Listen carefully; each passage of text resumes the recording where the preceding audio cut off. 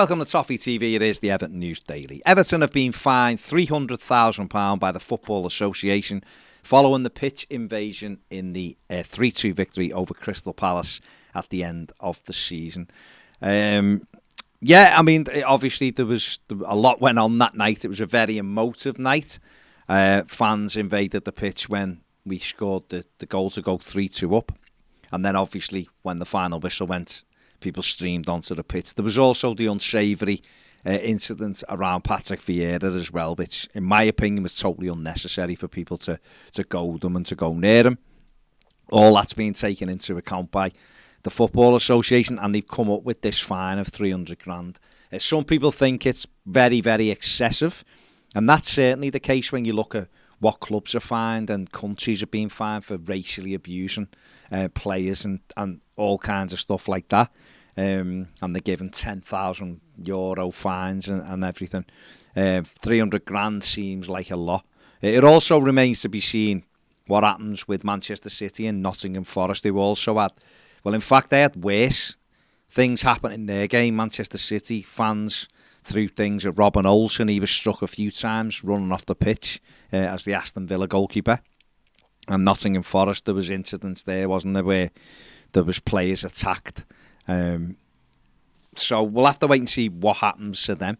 Huddersfield were fined at the end of the season. I think their fine was substantially lower, like around £40,000 or something like that, for the pitch invasion following their game with Luton at the end of last season. So it does seem excessive, but that's what it is.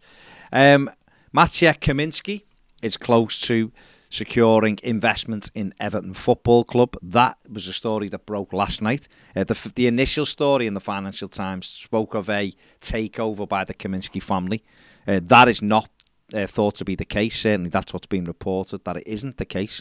It's more he is buying some shares in Everton Football Club from Farhad Moshiri. And those, in return for those shares, he's going to basically fund the rest of the stadium build. Kaminski was linked with a full takeover during the summer months. Apparently that deal is still being on the table. Moshiri didn't take it. But now it looks as though he's ready to welcome him in as an investor rather than someone who's completing a full takeover. Lots of journalists, local journalists as well, reporting this last night, that even though it's close to being done, but there's still work to do on that deal. So we'll have to wait and see whether that is whether that's finalised over the next week or so. Jordan Pickford has won Save of the Month for his save against from Darwin Núñez in the Merseyside derby earlier this month. It's the Castrol Save of the Month, is to give it its full glory. It was a brilliant save, great volley from Núñez, and Pickford made a tremendous save, pushing it onto the bar. He had a fantastic day that day, made some really good saves. That was the pick of the bunch.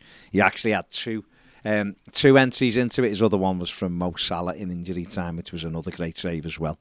Jordan said, "It's good. I'm happy to win the award. Making saves is what keepers do, and to win an award is always nice." He said a lot more than that. I'm just took a little bit of it, but the top and bottom of it is he's delighted with it. He is back in the squad for Everton's trip to St Mary's tomorrow, which is further good news. He obviously missed the West Ham game following a thigh injury sustained in the Merseyside derby. Young defender Reece Welsh is close to signing a new deal with the football club. That has been reported by The Athletic today. We know that Welsh has been in talks with the club about committing his long-term future to Everton Football Club, and that deal has moved a lot closer now and should be finalised shortly. Welsh made his debut against Fleetwood Town in the Carabao Cup win in August under Frank Lampard, so his full debut would obviously come on. Lampard gave him his debut against Boreham Wood in last season's FA Cup, and he has been a regular part of the first team this season in terms of training. He's been on the bench as well, so that's good news for him. So that's one Everton defender committing their future to the club. One other one may be leaving. Joey Barton says that he wants to keep Lewis Gibson following his loan move to Bristol Rovers for the season. Gibson started the season, played in the opening 4 games for Bristol Rovers, but has sustained an injury. He's close to returning, but Joey Barton has been delighted with his progress, delighted with him as a defender, and says that he wants to make the signing permanent if a deal can be done with Everton. So Lewis Gibson may well be on his way out permanently. That is it for the News Daily. Give the video a thumbs up, subscribe if you haven't. If you want to become a Toffee TV Premier member, the link is in the description and the QR code's on the screen now. Thanks for watching. See you later.